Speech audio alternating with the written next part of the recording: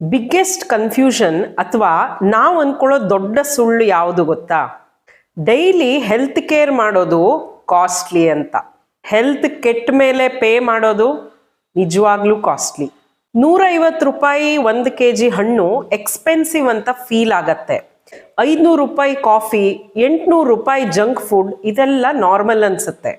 Daily ವಾಕಿಂಗಿಗೆ time ಇಲ್ಲ ಅಂತ ಹೇಳ್ತೀವಿ, ಆದರೆ ಹಾಸ್ಪಿಟಲ್ ವೇಟಿಂಗ್ ರೂಮ್ನಲ್ಲಿ ಬೇಕಾದಷ್ಟು ಟೈಮ್ ಸ್ಪೆಂಡ್ ಮಾಡುವಾಗ ಹೆಲ್ಪ್ಲೆಸ್. ಈ ಥರ ಮೈಂಡ್ಸೆಟ್ ಇಂದ ನಮ್ಮ ಹೆಲ್ತು ಸೈಲೆಂಟ್ ಆಗಿ ಡ್ಯಾಮೇಜ್ ಆಗ್ತಾ ಇರುತ್ತೆ. ಹೆಲ್ತ್ ಬಗ್ಗೆ ಡೈಲಿ ಟೇಕ್ ಕೇರ್ ಮಾಡೋದು ಖರ್ಚಲ್ಲ, ಅದು investment.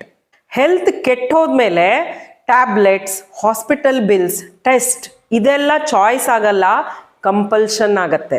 Wait gain, BP, sugar, acidity, ಸುಸ್ತು ಇದೆಲ್ಲ ಒಂದೇ ದಿನದಲ್ಲಿ ಬಂದಿಲ್ಲ.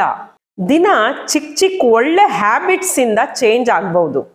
ಈ ಕೆಳಗೆ ಹೇಳೋ 5 ಸ್ಟೆಪ್ಸನ್ನು 1 ವಾರ ಫಾಲೋ ಮಾಡಿ ನೋಡಿ, ನಿಮ್ಮ ಬಾಡಿಲಿ ಎನರ್ಜಿ, ಮೈಂಡ್ನಲ್ಲಿ ಕಾನ್ಫಿಡೆನ್ಸ್ ಖಂಡಿತ ಬರುತ್ತೆ. ಡೈಲಿ ಜಿಮ್ ಬೇಕು ಅಂತೇನಿಲ್ಲ, 20 ರಿಂದ 30 ನಿಮಿಷ ವಾಕ್ ಮಾಡಿ. ಲಿಫ್ಟ್ ಬದಲು ಸ್ಟೇರ್ಸ್ನ ಯೂಸ್ ಮಾಡಿ. ಫೋನಲ್ಲಿ ಮಾತಾಡುವಾಗ ವಾಕ್ ಮಾಡ್ತಾ ಇರಿ. ಡೈಲಿ ಡಯಟ್ ಅಂತ ಹೆವಿ ಪ್ಲಾನ್ ಬೇಡ. ಪ್ಲೇಟ್ನಲ್ಲಿ ಅರ್ಧ ಭಾಗ ವೆಜಿಟೇಬಲ್ಸ್, ಸ್ವಲ್ಪ ಪ್ರೋಟೀನ್, ಸ್ವಲ್ಪ ಕಾರ್ಬೋಹೈಡ್ರೇಟ್ಸ್. ದಿನಾನು ಜಂಕ್ ಬೇಡ. Weekend treat okay.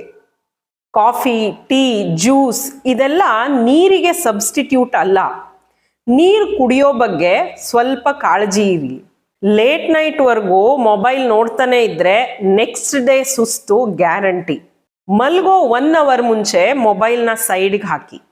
ನಿದ್ದೆ ಕ್ವಾಲಿಟಿ ಇಂಪ್ರೂವ್ ಆಗತ್ತೆ. ಸ್ಟ್ರೆಸ್ನ ಕಂಪ್ಲೀಟ್ಲಿ ಅವಾಯ್ಡ್ ಮಾಡೋಕ್ಕಾಗಲ್ಲ. ಮಾತಾಡೋ ಮುಂಚೆ ಒಂದು ಪಾಸ್, ಡೀಪ್ ಬ್ರೀದಿಂಗ್, ದಿನದಲ್ಲಿ ಸ್ವಲ್ಪ ಹೊತ್ತು ಸೈಲೆನ್ಸ್ ನಮ್ಮ ಮೆಂಟಲ್ ಹೆಲ್ತನ್ನು ಬೆಟರ್ ಮಾಡುತ್ತೆ.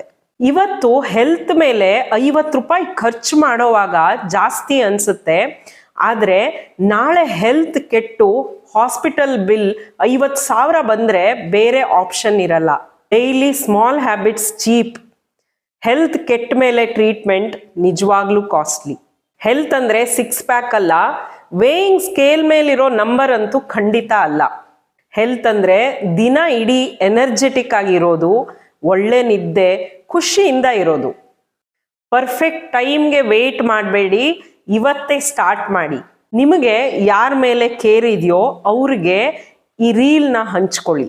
ಇದೆಲ್ಲ ಗೊತ್ತು, ಆದರೆ ಕನ್ಸಿಸ್ಟೆನ್ಸಿ ಇಲ್ಲ ಅಂದರೆ ಇಂಪ್ರೂವ್ ಅಂತ ಡೈರೆಕ್ಟ್ ಮೆಸೇಜ್ ಮಾಡಿ.